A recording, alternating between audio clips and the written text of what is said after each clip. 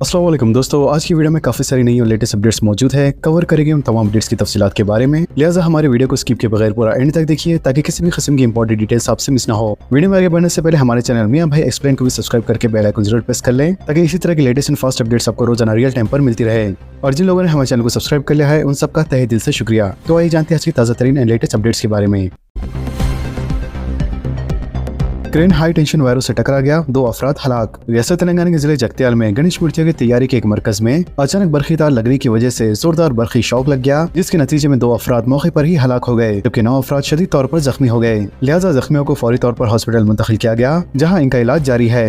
तफसीलात के मुताबिक गणेश मूर्तियों को तैयार करने वाली एक शेड में क्रेन के जरिए मूर्तियां मुंतकिल की जा रही थी। लिहाजा इसी दौरान क्रेन के ऊपर का हिस्सा अचानक पास ही मौजूद 33 kV हाई टेंशन बरखी के तारों से टकरा गया। नतीजे में करंट लगने से 2 अफराद बंटी और विनोद मौके पर ही हलाक हो गए, जबकि करीब में मौजूद मुकामी अफराद ने काफी कोशिशों से लकड़ी की मदद से तारों को ऊपर उठाने की कोशिश की, ताहम इस दौरान कुछ अफराद बुरी तरीके से झुलस गए थे। तेलंगाना में सरिता को पहली बस ड्राइवर का एजाज। हैदराबाद ता मरियालगुड़ा RTC बस की driving. Telangana state road transport corporation की तारीख में पहली मरतबा किसी खातून को बस ड्राइवर के तौर पर खिदमत अंजाम देने का मौका फराहम किया गया। लिहाजा वी सरिता यादागिरी भंगीर जिले से तारुफ रखने वाली खातून ने दिल्ली में 10 साल तक दिल्ली ट्रांसपोर्ट कॉर्पोरेशन में भी अपनी खिदमत अंजाम दी है। इसके अलावा सरिता ने खानदान की माशी हालत को देखते हुए सबसे पहले ऑटो चलाना सीखा और नारायणपुरम से सीता टांडा तक ऑटो चलाना शुरू किया, जिसमें महारत के बाद वो हैदराबाद में अपने रिश्तेदारों के यहाँ रहते हुए ड्राइविंग का हुनर सीखा और हैवी व्हीकल्स ड्राइविंग लाइसेंस हासिल किया। जिसके बाद सरिता ने 2010 में RTC डिपो में ड्राइवर की मुलाजमत के लिए दरख्वास्त दी। लिहाजा सरिता को खातून होने की वजह से मुलाजमत फराहम नहीं की गई, जिसके बाद वो आजाद फाउंडेशन की मदद से दिल्ली गई और वहाँ कार चलाना शुरू किया। जिसके बाद उन्होंने दिल्ली ट्रांसपोर्ट कॉर्पोरेशन में सिर्फ खातून ड्राइवर्स के लिए दरख्वास्त दी और वो वाहिद उम्मीदवार मुंतखब हुई, जिसके बाद उन्हें मुल्क की पहली बस ड्राइवर बनने का एजाज हासिल हुआ। इसके अलावा वज़ीर ट्रांसपोर्ट पूनम प्रभाकर ने सरिता को मुबारकबाद पेश की और कहा, हम मर्दों के साथ साथ ख्वातीन की फलाह बहबूद के लिए भी काम कर रहे हैं और रियासत की ख्वातीन हर शोबे में अपना हुनर दिखा रही है। काबीना का आज अहम इजलास, इंतराजात मुकामी इंतखाबात पर अहम फैसले की तौक़्क़ो। रियासत तेलंगाना में तेलंगाना काबीना का अहम इजलास 16 जून बरोज़ पीर दोपहर 3 बजे सेक्रेटेरिएट में मुनक़्क़द होने वाला है। इत्तलात के मुताबिक इस इजलास में रियासत में मौजूदा इंतराजात मुकामी के इंतखाबात पर अहम फैसला लिया जा सकता है। ज़राए के मुताबिक वज़ीर सीता अक्का और P श्रीनिवास रेड्डी पहले ही इसका ऐलान कर चुके हैं कि मजालिस मुकामी के इंतखाबात पर काबीना में हतमी फैसला किया जाएगा। लिहाजा ऐसे में इम्कान है कि आज होने वाले काबीना के इजलास में मुकामी अदारों के इंतखाबात का शेड्यूल तय होगा। इसके अलावा काबीना में मजीद कई अहम उमूर पर तबादले ख्याल के भी इम्कानात है। बताया जा रहा है कि हुकूमत किसानों के लिए नई रायतो भरोसा स्कीम शुरू करने पर भी गौर कर रही है। इसके अलावा इंतखाबात से कबल कांग्रेस हुकूमत की जानिब से दी गई 6 जमानतों में से एक और जमानत के नफाज पर भी फैसला हो सकता है। हैदराबाद में हालत नशे में गाड़ियां चलाने वाले 928 अफराद गिरफ्तार। शहर हैदराबाद में कारपोरेट मुलाजमीन और बैचलर्स की एक बड़ी तादाद रातों को सड़कों पर घूमने के आदी हो गए हैं। खासतौर पर वीकेंड पर जब ये लोग शराब नवेशी के बाद गाड़ियां चलाकर न सिर्फ हंगामा करते हैं बल्कि बड़े हादसा का सबब भी बन रहे हैं। अगरचे हैदराबाद पुलिस मुसलसल हालत नशे में गाड़ियां चलाने वालों के खिलाफ अपनी मुहिम के जरिए ऐसे वाक़यात पर काबू पाने की कोशिश कर रही है, लेकिन नशे में गाड़ियां चलाने वाले अफराद इससे बाज नहीं आ रहे हैं। लिहाजा 7 जून से 13 जून के दौरान हैदराबाद ट्रैफिक पुलिस की जानिब से चलाई गई खुसूसी मुहिम में 928 नशे में गाड़ियां चलाने वाले के मामला दर्ज किए गए हैं, जबकि पुलिस के मुताबिक बेशतर अफराद शराब पीकर सड़कों पर गाड़ियां चला रहे थे, जबकि पकड़े गए अफराद में एक बड़ी तादाद बाइक सवारों की थी। इसके अलावा 200 ड्राइवर के खून में शराब की मिकदार 30 से 50 मिलीग्राम फी 100 मिलीलीटर के दरमियान पाई गई, जो खतरनाक हद मानी जाती है। इंटर सप्लीमेंट्री इम्तिहान के नताइज की इजराई। Secondary board of intermediate education के मुताबिक इंटरमीडिएट फर्स्ट ईयर और सेकंड ईयर के सप्लीमेंट्री इम्तिहान के नताइज 16 जून यानी आज दोपहर 12 बजे जारी किए जाएंगे। लिहाजा इन नताइज की इजराई के बाद उम्मीदवार बोर्ड ऑफ इंटरमीडिएट की ऑफिशियल वेबसाइट पर अपने नताइज चेक कर सकते हैं। तेलंगाना में आइंदा 5 दिनों तक बारिश का इम्कान, तेज हवाएं भी मुमकिन। रियासत तेलंगाना में आइंदा 5 दिन बारिशों का सिलसिला जारी रहेगा, ताहम महज एक दिन मुसलधार बारिश हो सकती है। इसके अलावा महकमे मौसमियात की पेशी ख़ैसी में कहा गया है कि तेलंगाना के तमाम अजला में मानसून सरगर्म होने से शदीद बारिश का सिलसिला जारी रहेगा, लेकिन 15 और 16 जून के दरमियान मुसलधार बारिश के इम्कानात हैं। इसके अलावा तेलंगाना के बाज़ अजला में बारिश के साथ तेज हवाएं भी चल सकती है। शहर हैदराबाद और सिकंदराबाद के इलाकों में भी मौसम में तब्दीली आएंगी और 30 से 40 किलोमीटर फी घंटे की रफ्तार से हवाएं चल सकती हैं।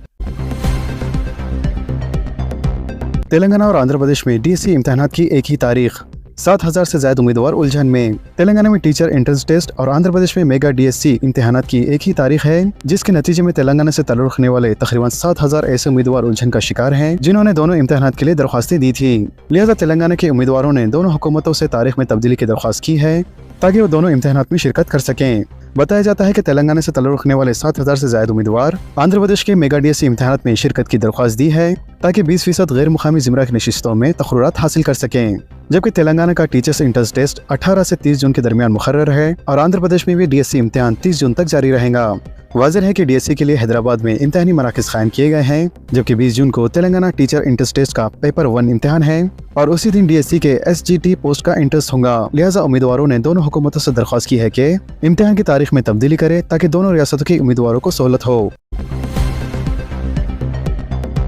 कोरोना से मजीद 10 लोगों की अमवात, नए मरीजों की तादाद में कमी। मुल्क भर में कोविड-19 के मौजूदा मरीजों की कुल तादाद इतवार के रोज 7,400 से घटकर 7,300 हो गई है। लिहाजा गुज़िश्ता 24 घंटों के दौरान ज़ेरे इलाज मरीजों की तादाद में 17 की कमी आई है। इसके अलावा मरकजी वजारत सेहत की जानिब से आज सुबह 8 बजे जारी कुर्दा आदद शुमार के मुताबिक कोरोना इन्फेक्शन की वजह से 10 लोगों की जान चली गई है, जिसके बाद कोरोना वायरस से मरने वालों की तादाद बढ़कर 97 हो गई है। फिलहाल मुल्क भर में कोरोना के मरीजों की तादाद में अब कमी देखने को मिल रही है। पुणे में पुल गिर पड़ा, 30 अफराद बह गए, 4 की मौत। मोहल्लिकीन के विसरा को 5 लाख रुपए तक की इमदाद का ऐलान, दीगर की तलाश जारी। महाराष्ट्र के पुणे में इंद्रायना नदी पर पुल गिरने से खौफनाक हादसा पेश आया। लिहाजा इतवार के रोज दोपहर को पेश आए इस हादसे में 30 सियाहों के बह जाने का खदशा जाहिर किया गया है, जबकि 4 की मौत की इतला मिली है। चीफ मिनिस्टर फडणवीस ने मोहल्लिकीन के विसरा के लिए फी कस 5 लाख की माली इमदाद का ऐलान किया। वाज़ेह है कि ये पुल अचानक मुनद्दम हो गया, जिसके बाद मुतअद्दिद अफराद नदी में बह गए। मानसून के दौरान हर रोज बहुत से सियाह इस मुकाम को देखने आते हैं, लिहाजा पुल गिरने की वजह से कुछ सियाह नदी के पानी में डूब गए। तेलंगाना में डायल 112 इमरजेंसी रिस्पांस सपोर्ट पर अमल का आगाज। मरकजी हुकूमत की जानिब से मुतारिफ किया गया dial 112 emergency response support system Telangana रियासत में शुरू कर दिया गया है। लिहाजा कमांड एंड कंट्रोल सिस्टम ने अवाम से अपील की है कि वो डायल 112 का इस्तेमाल करते हुए इस्तेफादा हासिल करे। वाज़ेह है कि इस इमरजेंसी नंबर ने पहले ही रियासत में 4 बड़े जुराइम को रोकने में कामयाबी हासिल की है। लिहाजा यह निज़ाम तमाम अहम हंगामी खदमात को एक ही छत में जम करता है, जैसे पुलिस, फायर, एम्बुलेंस, ख़वातीन की हिफाजत, तहफ़्फ़ुज़ अतफ़ाल और डिजास्टर मैनेजमेंट जैसे शामिल हैं। इसके अलावा मरकजी हुकूमत की जानिब से शुरू किए गए इस नंबर पर हंगामी हालत में अवाम अपनी शिकायत दर्ज करवा सकती है। लिहाजा इस इमरजेंसी नंबर के जरिए लापता अफराद का पता लगाने और संगीन जुराइम जैसे कत्ल और असमत दरी की कोशिशों को रोकने में अहम किरदार अदा करता है। Telangana Mahalakshmi gas subsidy scheme, हजारों सारिफिन को अपनी सब्सिडी का इंतजार। कांग्रेस हुकूमत की जानिब से जारी कुर्दा 6 जमानतों में से एक महालक्ष्मी स्कीम के तहत तेलंगाना के गरीब और मुस्तहिक अवाम को 500 रुपए में घरेलू गैस सिलेंडर देने का वादा किया गया था। लिहाजा गैस सिलेंडर की पूरी रकम एक साथ अदा करने के बाद बकिया रकम सब्सिडी के तौर पर सारिफिन के अकाउंट्स में मुंतकिल की जाती है। लेकिन कुछ महीनों से सारिफिन अपनी सब्सिडी की रकम हासिल नहीं कर पा रहे हैं, जिसकी वजह से उन्हें घरेलू गैस सिलेंडर की पूरी कीमत अदा करनी पड़ रही है। शहर हैदराबाद, रंगारेड्डी, मेडचल और मलकजगिरी समेत तकरीबन 40,18,000 LPG के सारिफिन है, जिनमें से 24,70,000 अफराद खानदान ने गैस सब्सिडी स्कीम के लिए अप्लाई किया था। लेकिन मरहलेवार तरीके से अब तक सिर्फ 3 लाख अफराद खानदान को ही इस स्कीम के लिए मुंतखब किया गया है, जबकि 19 लाख अफराद खानदान के पास वाइट राशन कार्ड होने के बावजूद भी इस स्कीम से इस्तेफादा हासिल नहीं कर पा रहे हैं। वाज़ेह है कि जो अफराद इस स्कीम के लिए मुंतखब किए गए हैं वो साल में सिर्फ 8 गैस सिलेंडर ही इस्तेमाल कर सकते हैं। फिलहाल रियासत तेलंगाना में मुंतखब शुदा सारिफिन की एक बड़ी तादाद अभी भी अपनी गैस सब्सिडी की रकम हासिल नहीं कर पा रही है, जबकि रियासत की पसमानदा माली हालात इसके पीछे की वजह बताई जा रही है। तो दोस्तों, खबरों से मुतालिक आप सबकी क्या राय है नीचे कमेंट बॉक्स में जरूर जाहिर करें और इसी तरह के लेटेस्ट एंड फास्ट अपडेट्स के लिए हमारे चैनल के साथ जुड़े रहें। हमारे इस वीडियो को आपस में ज्यादा शेयर करें और हमारे चैनल मियां भाई एक्सप्लेन को सब्सक्राइब करके बेल आइकन प्रेस करना ना भूलें। तो मिलते हैं अगली वीडियो में काफी सारी नई अपडेट के साथ। जब तक के लिए अल्लाह हाफिज।